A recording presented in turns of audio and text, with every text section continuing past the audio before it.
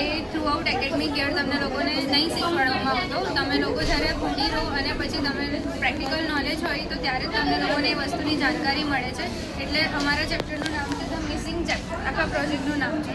અને એની અંદર બધી વસ્તુઓ ઇન્ક્લુડ કરી છે. જ્યારે તમે લોકો ફર્સ્ટ યરમાં આવ્યા ત્યારે તમને લોકોને ડાઉટ હતો કે તમે લોકો હોમિયોપેથિક પ્રેક્ટિસ કરશો કે નહીં, કરવી જોઈએ કે નહીં, કેમ આવ્યા હોમિયોપેથિક.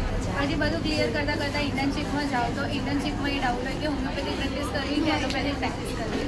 અને એના પછી જ્યારે તમે લોકો વિચારો કે તમારા લોકોને ફિઝિશિયન કરવું છે તો તમને લોકોને એ ડાઉટ હોય કે તમે ક્લિનિક સેટઅપ કેવી રીતે કરશો, ક્યાંથી કરશો, ઇન્ફોર્મેશન ક્યાંથી લાવશો, કોની હેલ્પ લેશો. તો એ બધી જ વસ્તુઓના એ બધી કન્ફ્યુઝનના સોલ્યુશન અમે અમારા પ્રોજેક્ટની અંદર ઇન્ક્લુડ કર્યા છે. જેની અંદર અમે ફર્સ્ટ છે કે કન્ફ્યુઝન ઓફ અપકમિંગ હોમિયોપેથ્સ. તો એની અંદર અમે બધી વસ્તુ જેમ કે કન્ફ્યુઝન બચાવતો નથી, કોઈ ગેપ ફિલ થાય છે તમને લોકોને થિયોરિટિકલ ટીચિંગ અને ક્લિનિકલ અન્ડરસ્ટેન્ડિંગની વચ્ચે.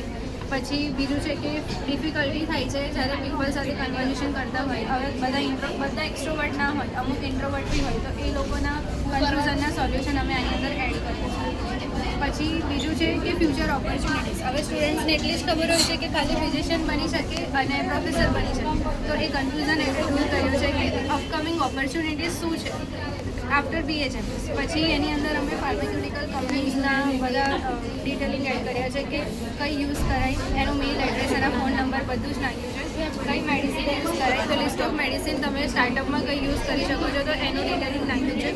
પછી ક્લિનિક સેટઅપ કેવી રીતે કરી શકો છો, કેવું હોવું જોઈએ, તો એની અંદર અમે એક વસ્તુ કરી છે કે તમે ફિઝિશિયન એવી રીતના બેસવું જોઈએ કે જે પાછળ પેશન્ટ બેઠા હોય તો એને બહાર પેશન્ટ બેઠા હોય તેને ઓબ્ઝર્વ કરી શકે. Because observation is the must in this case. પછી ફાર્મસી કેવી હોવી જોઈએ. પછી એની અંદર તમે ક્લિનિકમાં કઈ બુક્સ રેફર કરી શકો છો, કઈ બુક્સનું અમે ડિટેલિંગ નાખ્યું છે કે કઈ બુક્સને યુઝ કરી શકો છો. પછી આવશે પ્રમોશન એન્ડ પબ્લિકેશન. તો આજના ટાઈમમાં પ્રમોશન એન્ડ પબ્લિકેશન સૌથી જરૂરી છે બી આ વસ્તુ છે. તો એ કેવી રીતે કરવું, કોના થ્રુ કરવું, તો એની બધી ડિટેલ નાખી છે. પછી કે એક વિઝિટિંગ કાર્ડનું સેમ્પલ બનાવ્યું છે કે એ બહુ જરૂરી છે વિઝિટિંગ કાર્ડ, બિકોઝ આના વગર પેશન્ટ તમને મળી નહીં શકે.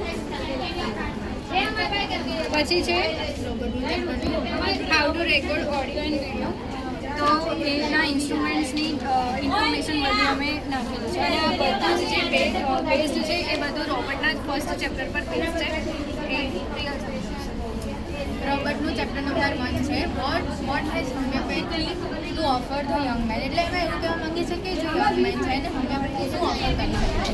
પણ આપણને બધાને ખબર છે કે જે આપણે હોમિયોપેથીને વધારે આપશું તો હોમિયોપેથી આપણને વધારે આપશે.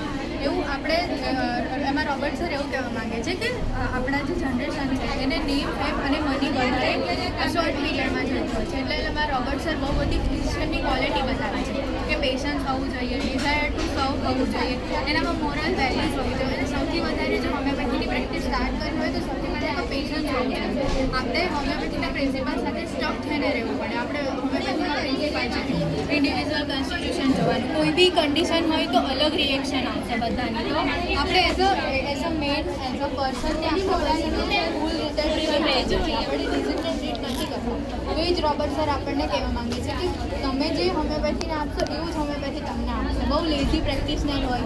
એ લોકોએ હોમિયોપેથી સ્ટાર્ટ જ ના કરવું જોઈએ. એ લોકોને બહુ જલ્દીથી નેમ ફેમ અને મની જતું હોય. અને આ બધી તમે બધા વાંચશો તો તમને થોડો આઈડિયા તો મળી જ જશે. અને આ બુક અમે બનાવી છે એ તમને મોટિવેટ કરશે